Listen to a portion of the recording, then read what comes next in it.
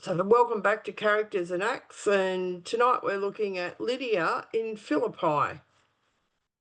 4 questions in our quick quiz tonight to get things going.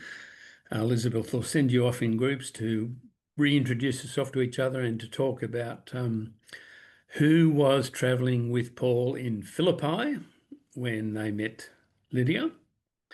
What occupation did Lydia have? And with no necessary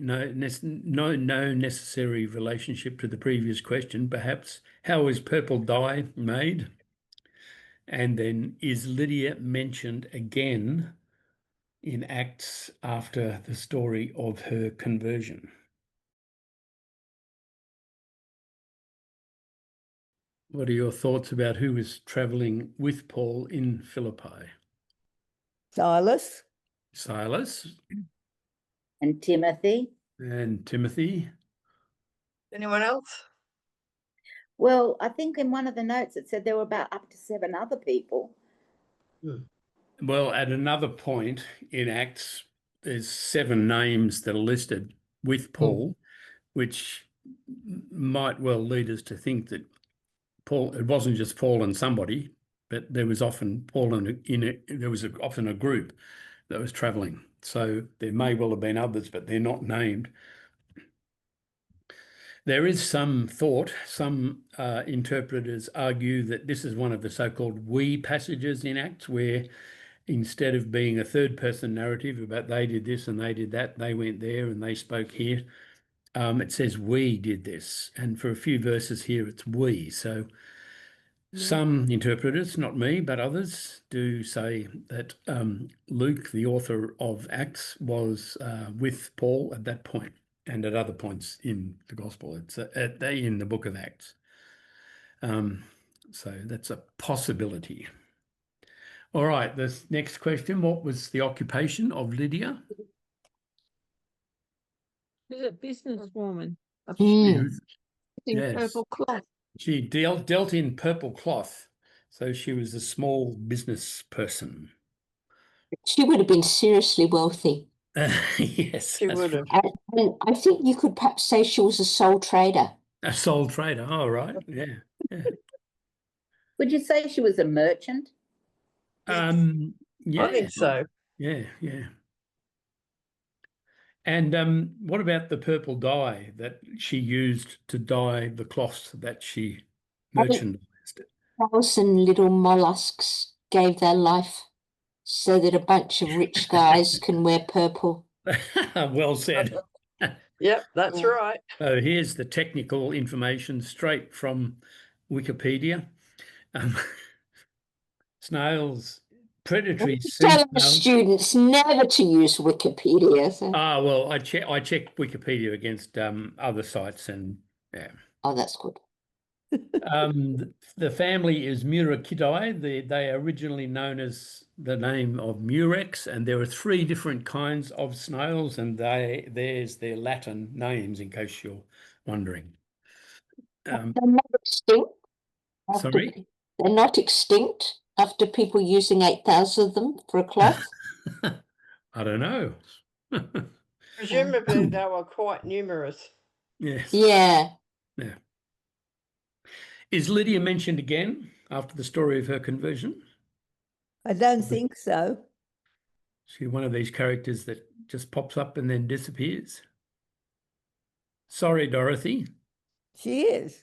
She Right. is right in the very end of chapter 16, just before Paul, Silas, Timothy, and the others leave. Oh, yes. After leaving the prison, they went to Lydia's home. They went back and to when her they were house. encouraged there, they went off to Thessalonica, where there was a synagogue of the Jews. Yep. Okay. Well, we have already met some significant women leaders in Acts. We looked in an earlier session about Mary, the mother of John Mark, and Mary, the mother of Jesus, and others who were gathered together. There's Tabitha, of course, a maker of tunics and clothes. And today there's Lydia, a dealer in purple cloth, who did good works sorry, Tabitha. Tabitha did good works and acts of charity. Lydia is in today's study. Elsewhere in Acts, there's Priscilla, who, along with Aquila, hired a bus and went out into the middle of the desert to sing. Oh, no, wrong story. Wrong Priscilla.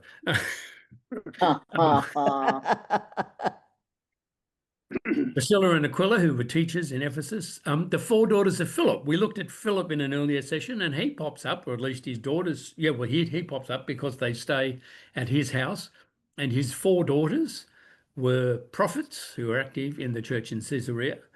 And then there's interesting mention of the many that in Thessalonica, a great many of the devout Greeks and not a few of the leading women heard Paul speak in the synagogue in Thessalonians. And the fact that they are mentioned as being favourably disposed to Paul leads me to ponder. They were well-to-do. They were most possibly literate women. What kind of role would they have had from their position of status in the upper strata of Hellenistic society in that city? The same kind of dynamic in the next place along in Beroea, where many of them believed, including not a few Greek women and men of high standing. And just in case you're wondering, the of high standing, I checked this in the Greek, the of high standing relates both to women and men. In fact, in the Greek, it comes immediately after the women. So the Greek says a few Greek women of high standing and men also of high standing by implication. At any rate, how did these not a few Greek women of high standing, alongside the not a few Greek men of high standing, provide leadership in Beroea? Interesting kind of questions perhaps to ponder, no clear answer. We know that when Paul was persecuting members of the way, Luke says that both men and women were subjected to persecution for their faith. And Saul, as Paul was before, captured both men and women, bringing them bound to Jerusalem and putting them in prison. Now, women proved to be models of faithful suffering alongside of men from the earliest days.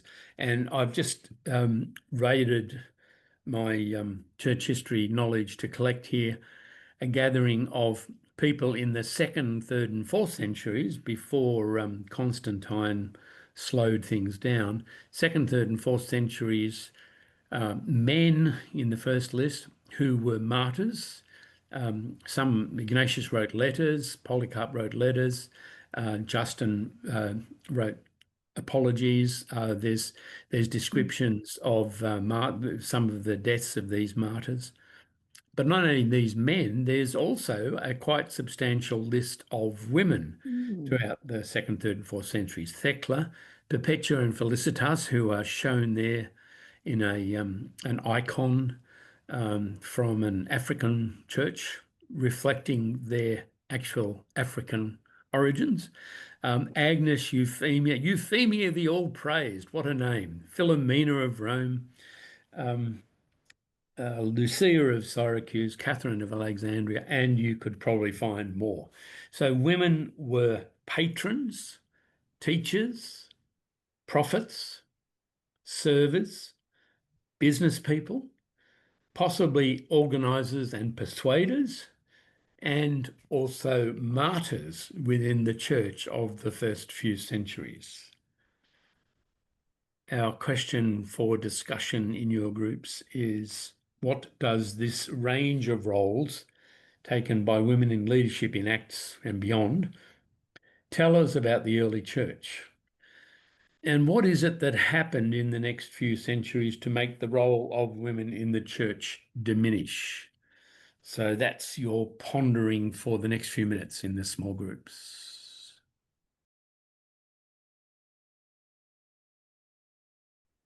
Well, how did you go with your questions? I think we had a consensus. Consensus? What was your consensus, Sherry? That what diminished the role of women in the church was the men. super patriarchal attitudes of the Greco-Roman cultures. Okay. Anyone want to add to that? Argue with it? Agree with it? We did.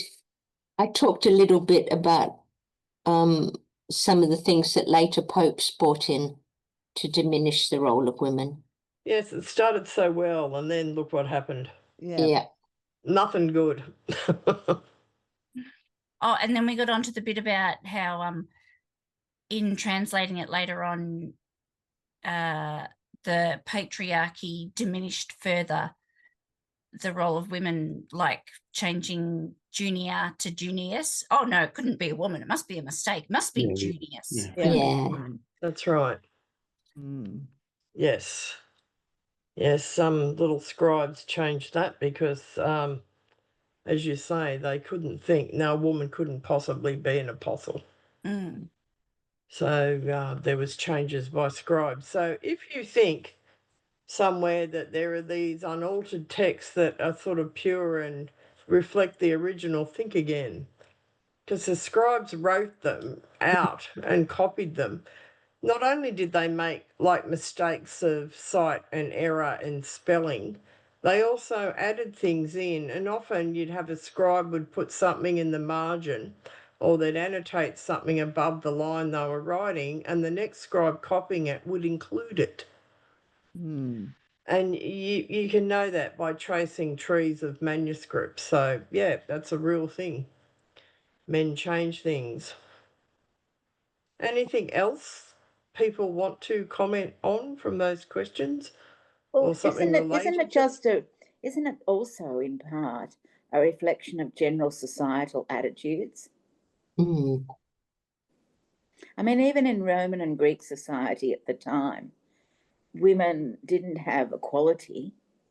They were, they couldn't vote, they couldn't do a whole series of roles that men only could do.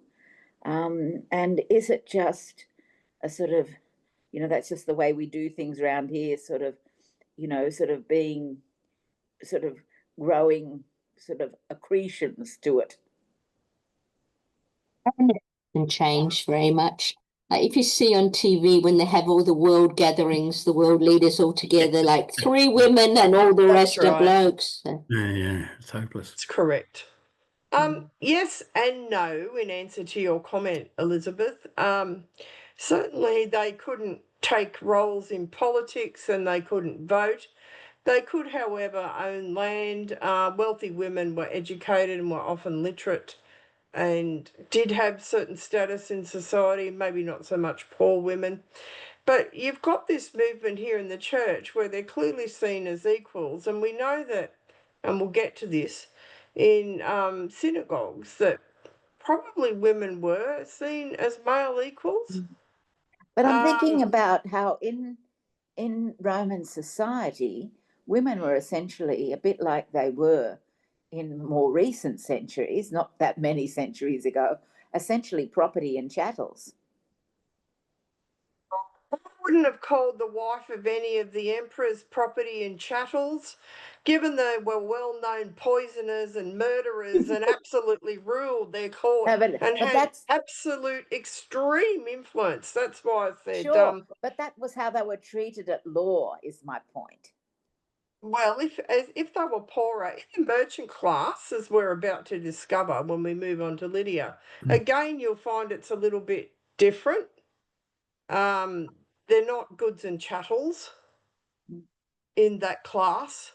Well, we don't know that she had a husband. She poisoned him. So. She could have poisoned him. I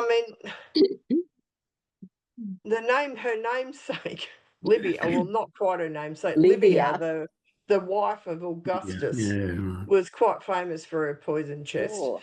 And then you had the wife of Nero. And he tried to kill her by drowning her, but she been exiled by Augustus and had learnt to swim as a pearl diver. So that was his first mistake, trying to get rid of his mother that way. But they probably had more influence in some ways than you think. And the fact she doesn't have a husband, I think, is neither here nor there for her as a merchant. Okay, but I mean, I suppose I'm just reflecting on the fact that in society at the time in general, women were usually accorded lower status. As And I I think, said, it would depend on your class. Mm. It was a classist status as well in that society. A mention in the ancient Greek records about the Olympic Games, where they talked about women taking part in the chariot races, but they weren't your average women, they were the daughters of the leaders. So the rules were broken for them. Yeah, that's what I meant by there's a difference. If your class is higher, your Yeah. status is higher, and you're not going to be quite goods and chattily as maybe someone of lower classes. So it does vary. I mean, on the whole, Elizabeth's right. It is a patriarchal society, and Yeah. men ran the Senate, and men formed the various classes that could vote. But women weren't completely without rights. Yeah. And it seems that church Anyway, is a much more radical expression of community, wasn't it? It seems like the glimpses that we seems to get, be. the glimpses that we're getting, considering that women were probably written out of many texts, the fact that they're surviving in these suggestive of strong positions in communities, I think means that probably they are much more evident as leaders and influential people in the church than we might have imagined. I think that's probably true, actually. I read a book it's called Sitting at the Feet of Rabbi Jesus by Anne Spangler and Lois Terberg, or Verberg, however you pronounce it. And they assert that female students women were encouraged to sit in on the advanced discussions at the synagogue if they were able. So I guess you'd have to be wealthy enough to hire a servant to do some of the cooking and the cleaning and stuff. So it goes to the depending on your status. Yeah. A few even to wealth acquired. again. Sorry. We come back to wealth again and how much you had. Yeah. A few even acquired the high-level education required to contribute to rabbinic debates, and their words are still on record. Some restrictions on women, like separating men and women during worship, arose several centuries later, according to these women. Probably right, actually. When we'll bring that up. We'll move now to Lydia, who stands as, Exhibit A in terms of women at the moment. And think about how she's described in this passage. She's got wealth, she's got status, she's running her household and her business. She may or may not have a husband, we don't know. If she does, he's not mentioned. So if there's any goods and chattels in this relationship, it's probably him. And she seems to be very well respected in her community. She's got a big house, and we know it's big because it's large enough for her to offer to put up Paul, his companions, and whatever slaves or people they have with them to help with their goods and chattels, etc. So there's a number of people that she can accommodate quite comfortably when she makes that invitation. So it's if it's a larger group, if it was these 7 people that were mentioned, that's a lot of people to accommodate. We don't know that, but there's at least 3 of them, say, and quite possibly more. So Luke spends a lot of time describing Lydia. One, she has a name, so that in itself is important. And secondly, she is She seems to be some sort of what we call a God-fearer from the city of Thyatira, and she deals in purple cloth, as we've discussed, a very expensive commodity. It was for rich people. It was some of the senators lined their togas with it that have a purple border around it. And it was basically for wealthy people to make their clothes out of, or other things that they may have done. And as we said, it's from a rock snail. It took a lot of them to produce a gram of dye. So it started with the Phoenicians, who thought they had a monopoly on trading purple dye, as it was only the modest used to make it was in their region. So it was a very upper class thing, and to be trading in it meant that you had a reasonable modicum of wealth. And we'd say that Lydia is in the merchant class because that's clearly where her big house and her wealth comes from, because it's a luxury item that she's dealing, and she seems to be very successful in her business. As John's noted before, we know that a few Greek women of high standing have been converted into the early Christian community. There's a number that are named, and John's got them up on the screen for you if you want to check those out. Another sign of the higher wealth, the wealth and higher status of Lydia is the comment that she has a household. So she's not just living there on her own with her sort of handmaid. She seems to have a household at these times. She may well have had extended family members living with her. She would have probably had slaves, possibly freedmen or freedwomen, possibly hired workers for her purple cloth business. She would have had to have ships, probably, travelling or paying people to bring things on ships. And she would have had to accommodate all of them as well. So even though she's a female, she's well off. She's probably a patron of various things because she does have a lot of money. And we know from the Roman poets that they frequently had female patrons, so that was not uncommon. And she seems to be able to operate in the public sphere because she's in business as a benefactor, and offering her tutelage, if you like, and maybe her money and resources to those who may have sought her assistance. So, and she's down leading a little kind of religious community by the river when Paul turns up, and there's a nice house up there you can look at, what it might have looked like in the ancient world. She's got a community down there that are worshipping the God of Israel. So they're probably what we call God-fearers. Worshipper of God is what your translations might say. It's literally in the Greek God-fearer, and it means someone who held God in awe and was devoted to God. And it was used to refer to Gentiles in who followed the Jewish religion in most part, but hadn't taken all steps to become what you'd say is a fully recognised Jew. For Gentile men, circumcision was a big barrier. I'm not sure what for women it would have been. Maybe they just liked the ethical teachings of the Torah and liked praying to the Lord God, but they wanted to eat with their families, or there may have been other things that separated them out with details of the law, such as the kosher food laws. But they went to the synagogues. We know they went to the temple. They followed Jewish worship like Sabbath worship. They participated in Jewish community events. So Lydia seems to be running one of these communities. One of the theories is that she has a prayer house down by the river, because the Greek, how do you say that, John? Prasuke? Prasuke. It's often meant why prayer houses were by rivers. I don't know that people exactly know that. A few theories have been put forward, but they were, which is why Paul goes to the river first. That's what scholars think.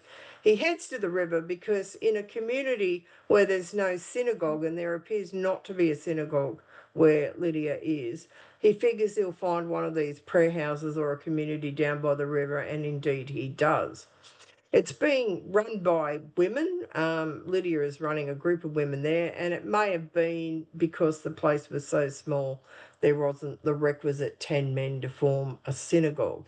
Anyway, that's where they are. He goes looking for people down there and he finds them, being invited by Lydia and she invites him as an equal. I mean, this isn't someone who's considering herself a good or a chattel in any way, shape, or form.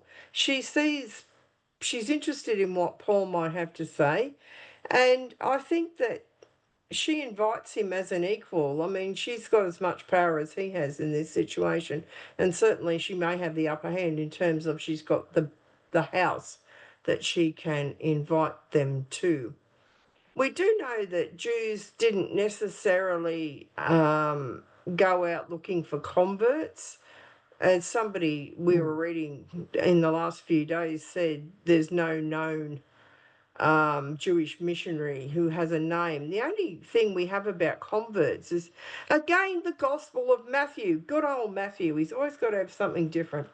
And in Matthew 23:15, Jesus very scathingly refers to the scribes and Pharisees as crossing the sea and land to make a single convert, to make them twice as much a child of hell as yourselves, in Matthew's gentle pastoral way.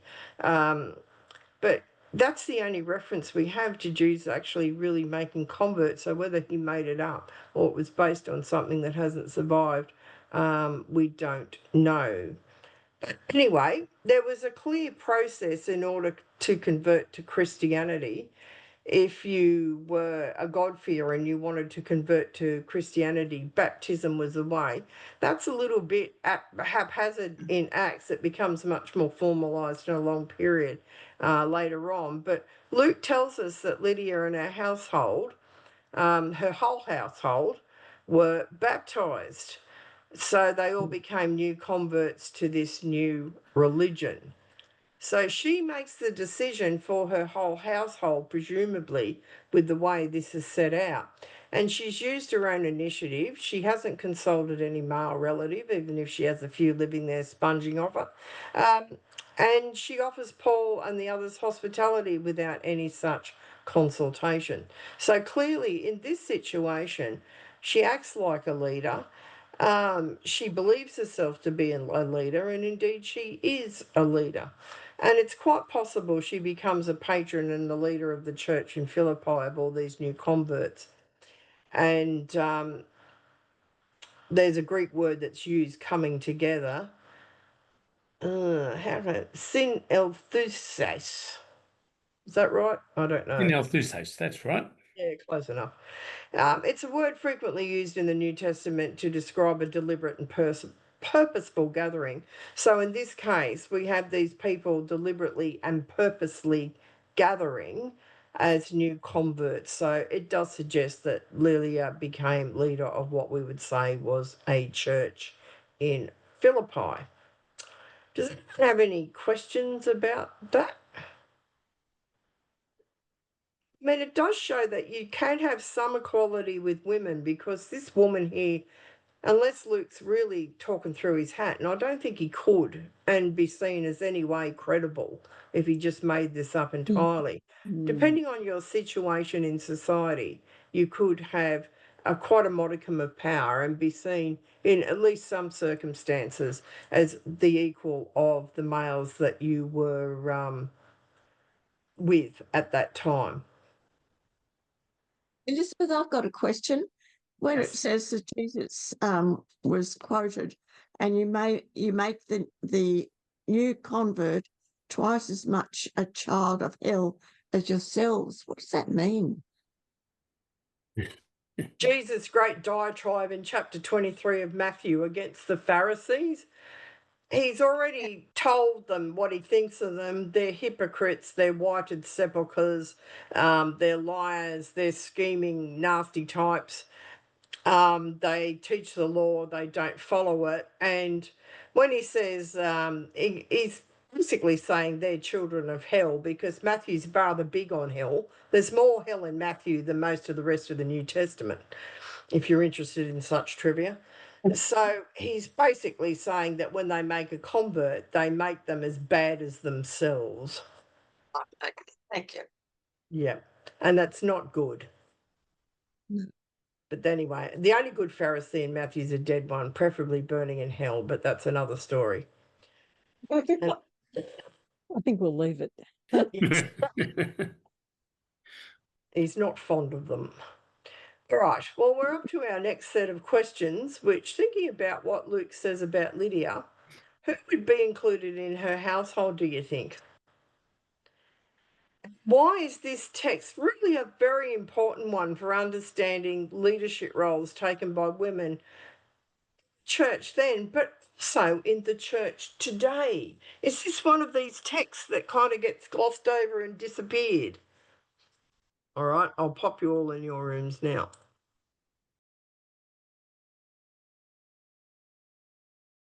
Okay, how did you go with that discussion? Who's included in Lydia's household, do we think? Well, any extended family. The extended family? Slaves. Slaves? Cornelius have all his household baptized. Cornelius did have all his household baptized. I mean, did they have any choice? I don't think so. Probably not. Sorry, Sherry, what was that you said? I was just chuckling at their lack of choice. Well, yes, indeed. If you're a slave or a child or, someone who was a servant, you probably didn't have a lot of choice. If the master converted, you did as well. Yeah. Yes, if you want to look for people without any agency at all in the ancient world, it would be slaves. Because they certainly didn't have any. They had a lot more if they were freed. And if Lydia was in the merchant class, presumably she may have had freedmen as well. There are 4 times in the New Testament where all of households are baptized on the say-so of the person. Cornelius, Lydia, Crispus in Corinth in chapter 18, and also Stephanus. Paul confessed to the Corinthians that he baptized the household of Stephanus. So it was a thing, yeah. I mean, who was in charge made the decision. But yeah. And I mean, it's really, isn't it? It's a decision of the head of the household. So whoever's the head of the household, whether they're male or female, who has the gold wins. Yeah. Rules. That's right. That's pretty much it.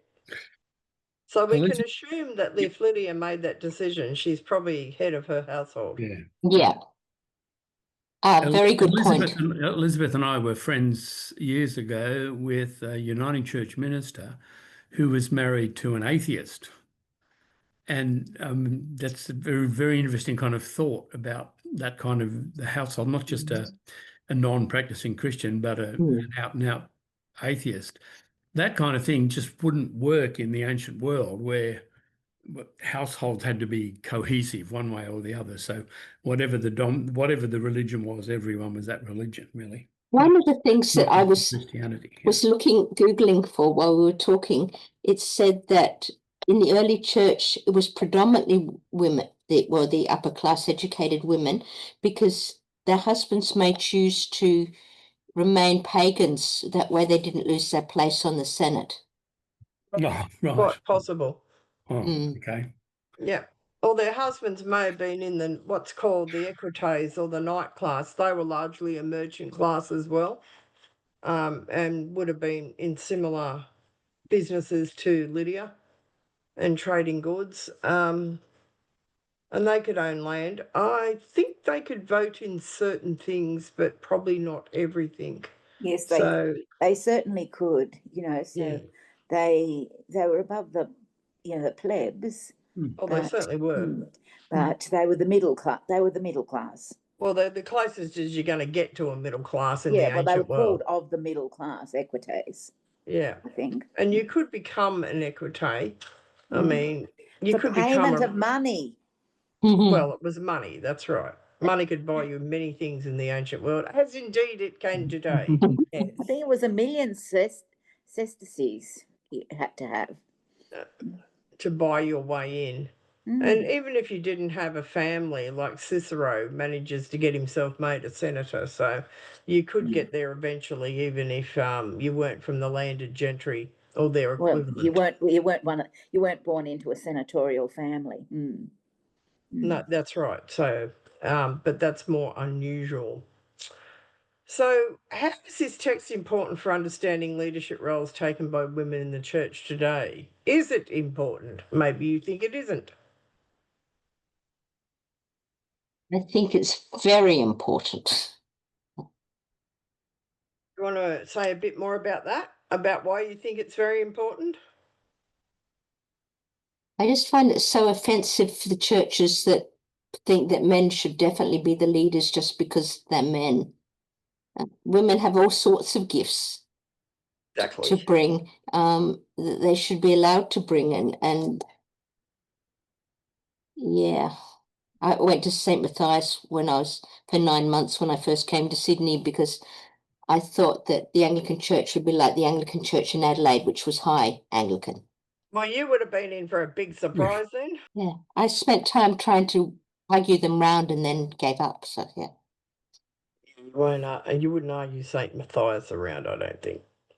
No, I don't think I brought anybody into reasonable thinking. So you know, we've got here a demonstration in the early church, women had leadership roles. And there's, you know, those sort of elements of the Christian tradition which deny leadership to women are in fact ignoring the examples in the early church. Isn't that, you know, is that the point that you're trying us to get to, Elizabeth? Trying to get you to anything specifically, but I think that point is correct, Elizabeth. Well, it says your exactly Bill. what's It says happened. your Bill here today. You've got Bill underneath your name. That's just because I've signed in the Tuggeranong thing, and it kind of still recognises me, but it doesn't. So it just depends on who has used it last, whether I come in as Bill or Tuggeranong Uniting Church or something else like that. Do we think computer technology and AI is inherently misogynist? Do we? Probably it isn't. It depends on who programs it, I guess. You can change your name, Elizabeth. I can change my name. Maybe I should. I didn't even take any notice of my name. Well, I'll change it now. Where is Bill? There is Bill. I mean, I think one of the values of this text is that it's a clear biblical indication of woman having an equitable role. If you put Lydia alongside of Cornelius and Crispus and Stephanus, they are all the same. They are all well-to-do people with significant authority and power and status, who made a decision, who brought their whole household with them, who led their community. I mean, it's clear that the church was meeting, the community was meeting in Lydia's house from the end of chapter 16. So, I mean, they're biblical warrants. Tend to get ignored or reinterpreted or played down, which is not sensible or helpful. I mean, the way that's played down was that the argument is made, and there's no basis for this in the text. The argument was made that she was leading a group of women, Jews, God-fearers, meeting by the river, because we can't have a woman in authority over a man. But obviously she was a woman that had authority over men, because she would have presumably employed male workers in her business. Yeah. We might move on to inscriptions. Inscriptions can tell us all sorts of things. If you look around your church, you may well find a stone that says this building was opened by Miss Emily Wade in 1913, as is in the case in Dungog, or was opened by the then moderator in 1988 in Tuggeranong. Remember that plaque there. So and this, I mean, we've actually got a plaque in our church next to the light switch that turns on the cross that's in the centre of the sanctuary to say that it's there in memory of so and so. And I made a comment one day to one of the long-term people there about why would you be giving a light switch in memory of so and so, and they said, "Oh, it turns on the cross. It's the cross that's in memory of so." Yeah. So I mean, we have this. We probably a number of you have honour boards up the back of the church from names of soldiers that died in the or that fought in the First and Second World War, with a little asterisk if they died. So inscriptions, they're not new, they're old. And we can learn a lot about religion and society in general from inscriptions in ancient times. I once did a whole semester graduate course on learning how to read and transcribe and translate and interpret and commentate on inscriptions. There's quite a detail, it's quite a detailed process. I've done a sort of summary about what inscriptions can tell us on a blog that I've posted this week. The link to that is up there, or you can find the link at the end of your resource material. But I want to particularly note the work of an American scholar, Bernadette Bruton, who published a book in 1982 called Women Leaders in the Ancient Synagogue, Inscriptional Evidence and Background Issues. And there are many inscriptions that come not just from pagan temples, but also from synagogues in the ancient world.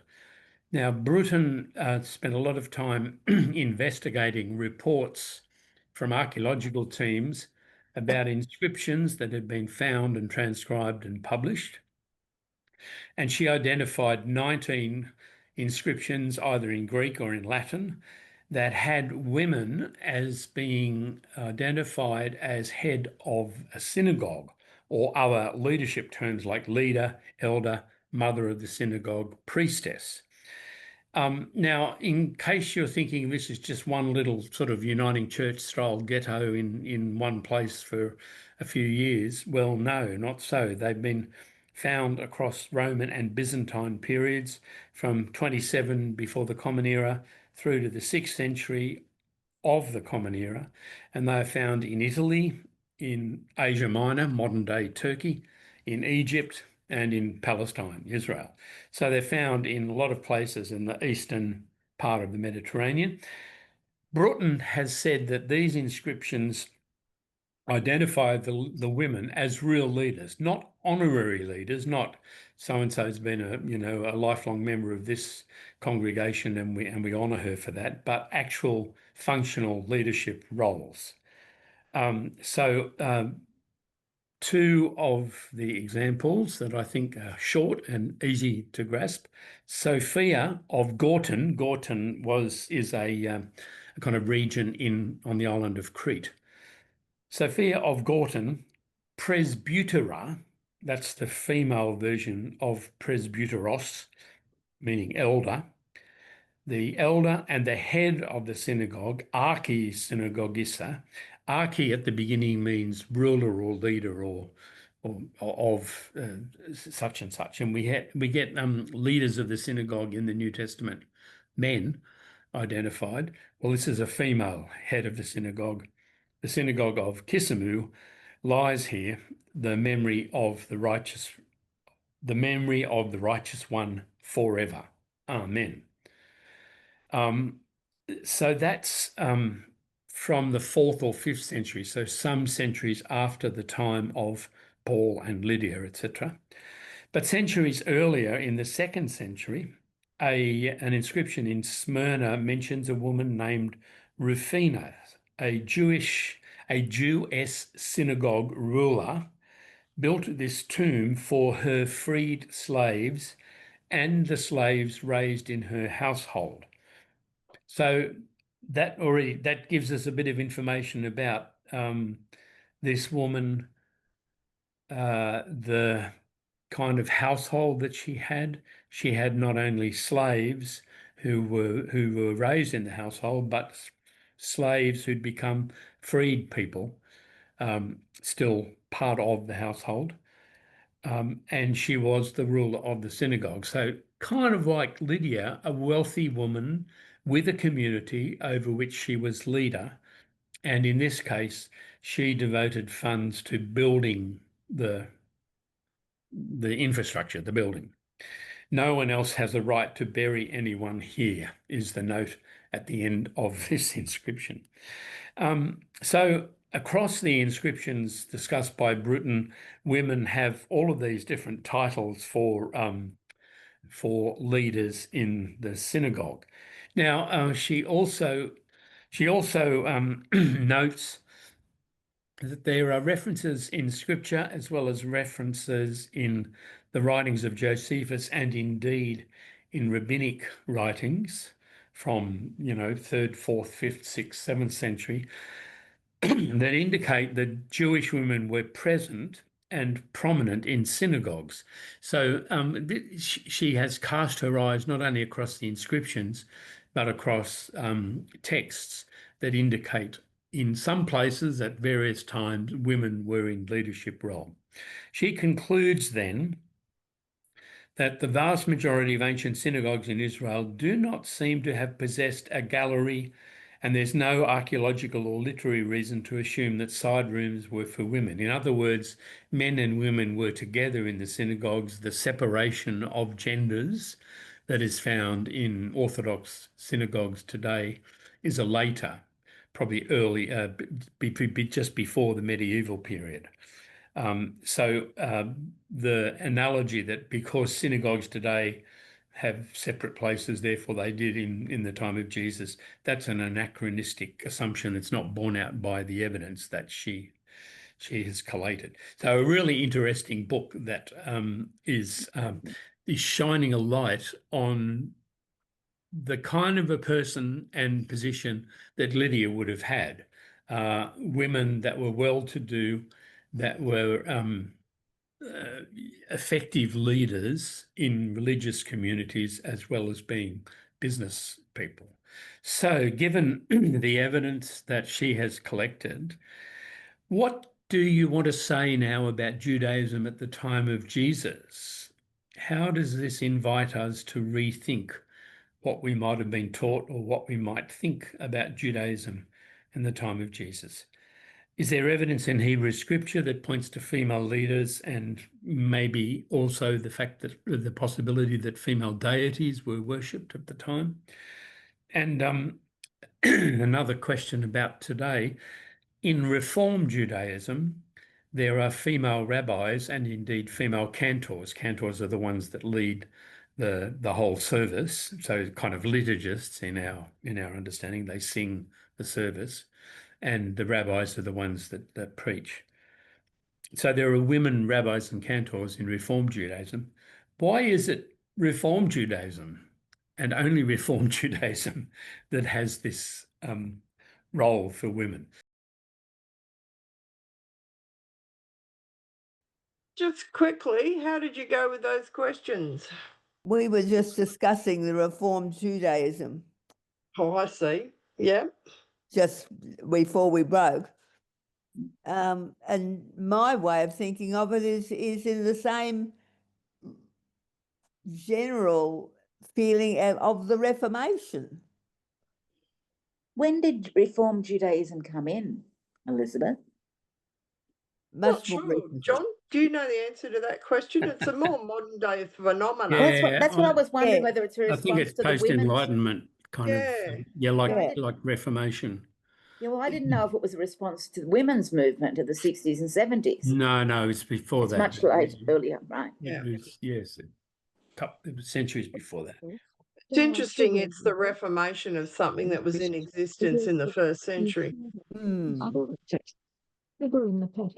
Yeah, I mean that's the ironic thing, that it's called reform because it's going back to reform to the beginning. And the Orthodox and conservative Judaism doesn't have that. Yeah. And they're actually the ones that aren't reflecting what we know of early Judaism based on archaeology and sort of textual evidence. So What about the second question? Is there evidence in Hebrew scripture that points to female leaders and even possibly female deities? Lots of evidence, you know, Yes. whether you're talking about Miriam or you're talking about the judge Deborah or you're talking about Esther, who's made a queen. I mean, she becomes powerful. And, you know, even in a smaller way, people like Hannah, Mm. Mm. you know, the mother of Samuel. And of course, Sarah, who's considered as a matriarch, even now by Jewish people. And an important part of that matriarchal lineage. Well, I mean, they still honour Rachel's tomb, do. Yeah, they do. What One about of the- female deities? Plenty of them too. We talked about the figure Sophia and wisdom. Yeah. Yeah, which is a kind of interesting figure that keeps appearing. And if you look for it, you can kind of see it. Is defined in Proverbs. If you want to have a look there in Proverbs 1 and Proverbs 8 particularly, you'll find Chokmah, which is in Hebrew, she's Chokmah, that she's described as being a co-creator with God at the beginning of creation of the world, which would suggest a deity-like status. And if you look at the Kabbalah, which is kind of a Jewish mystic strand, you'll find that the Shekinah, the Shekinah is like the glory of God, is just a simplistic way of translating that, considered to be the pillar of flame that went before. And when God appears in all his glory, that's the Shekinah. Is considered to have deity-like qualities about her. And of course, you get other Asherah pops up. Yeah. We know that there was Asherah worship going on in the Northern Kingdom, particularly. And back at the time of Samuel, you've got Ashtoreth. Yeah. That may be just a derivation of Asherah. Yeah, but that's much earlier, I think, isn't it? I mean, that's the time of Eli and Samuel. I'm not sure about that, but because the Northern Kingdom did things a little bit differently up there, which is why the Southern with the Asherah writers- poles. But I mean, we're talking, you know, sort of some, you know, maybe 100 years or so, you know, because Saul hasn't yet been anointed, and you know, Samuel's saying, get rid of your Baals and your Ashtaroths, and return to God. Yeah. I mean, it may have been an older thing than just the Asherah poles that mentioned. And we know there's been graffiti found that says Yahweh and his Asherah. So there's been some coupling of Asherah with Yahweh as a consort at some point. That coupled with archaeologically, there's been a whole lot of little goddesses found in what are obviously ordinary Israelite homes that have been uncovered, hundreds and hundreds and hundreds of them. So no matter what the prophets said and what the people who wrote the Bible, who were predominantly men, probably all men, there was goddess worship that was going on at the common level. Any other comments that people want to make or ask any questions? Yes, I have a question. So we know that there are books about women, obviously, and we know that there's text written from the perspective of women, like the Song of Miriam, and we know that women were very heavily involved in the oral tradition. So my question is, were there any books actually written by women in the Bible, do we think? It's a really good question. Given nobody signed, apart from some of the letters of the New Testament, no one's actually signed off on a biblical text. It's hard to say. My guess would be if any book was written by a female, it would probably be the book of Ruth, at least in the Old Testament. There was some thought that Priscilla could have written Hebrews. I think that's rubbish myself, because I think Hebrews is written by an ex-priest, because there's so many analogies and symbolism drawn from the cultic practice of sacrifice that I think it highly unlikely that it was anyone other than a priest, and if it was a priest, it was a bloke. It's in the New Testament. I don't know, maybe Luke is Lucia. Who knows? There's so much about women being prominent in the book of Luke. Would be the hottest contender, I would think, just from the content. But it's hard to know. I doubt if the law and some of the post-exilic material were written by anyone other than men, but I've always wondered about Ruth. There was just certain things about it that I thought made it possible, but... Isn't there, Elizabeth, a non-canonical gospel according to a woman? There's non-canonical gospels according to all sorts of people. Doesn't mean they were written by women. Gospel of Mary, yeah. I mean, the interesting, and Elizabeth, this was the discussion Elizabeth and I were having when we were preparing, when we went off on a bit of a sidetrack. What happened to women in the history of Christianity was that once Constantine became emperor and the imperial power got in control, that's when the theology of the fathers, patristic theology, really took off and developed. And we find in Christianity, in Gnosticism, that's where you find the Gospel of Mary and Pistis Sophia and a whole lot of things that do place women in a preeminent role. It's in Gnosticism, which of course is tagged as heretical by the fathers, church fathers. It's in that stream that women have dominance. And when we ask the question, what happens in Judaism then?